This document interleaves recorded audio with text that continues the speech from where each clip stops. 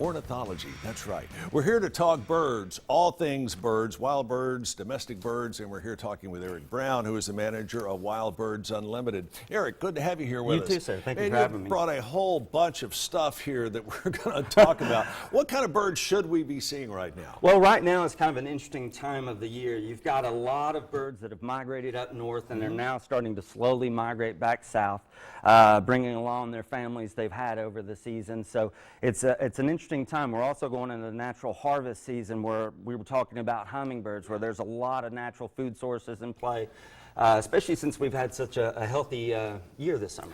Typically, our house is swamped with hummingbirds, and we might have seen 3 this year. Yes, sir. You were telling me it's because of all the rain we've had. A lot of it, I mean, after 15 years in the business, you can see the cycles. And in the years when we have more drought situations and a lot of the natural flowers, and particularly the insects, the hummingbirds would be going after, they're not available. They tend to hit your feeders a lot more because they need that supplemental food source. All right, let's look at a couple of the products you have here. This is kind of a unique feeder for nuts and berries, but I've never seen one that had a tail on it. Tail for lack of prop, a better word. exactly. This is called a what? A tail prop suet feeder.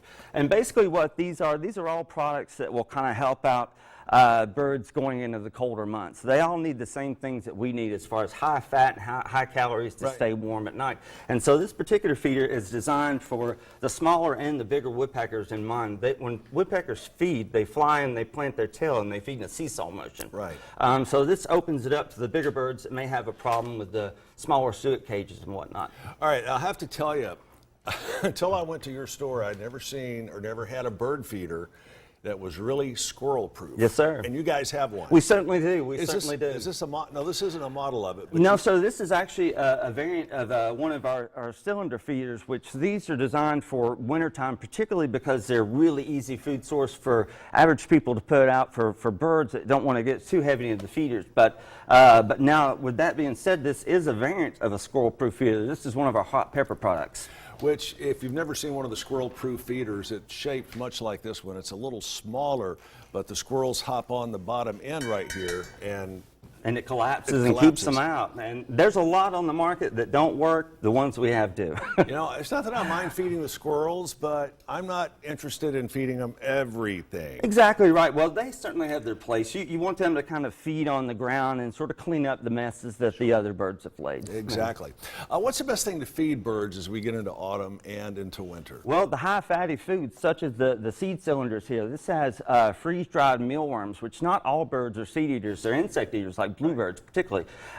This can attract bluebirds, it can attract cardinals, it can attract woodpeckers. So high fatty foods, even simply just mixing in freeze-dried mealworms with whatever seed you put out is huge. I've never seen a bird that didn't go after these mealworms. They love them. Just like a dog. It's like on rock a bone. candy. Yeah, it really is. It really is. And this feeder is fairly simple. Yeah. It's just basically some iron that's been shaped like this. You hang it on one of these great trees that you have It's here. about as easy as it gets. All you simply do is take off the wrapper and pop it on there. So that's why I was saying this is a real easy way for people to get into backyard bird feeding and kind of see if it's a hobby they would enjoy. And something like this will not melt if we get into another heat wave. No, sir, no. It's a high-grade protein gelatin, like a really dense Jello, and so it is made to be outdoors. And they just kind of basically whittle it down like a Rice Krispie treat. And this whole tree or this feeding system that you have here, it's pretty unique.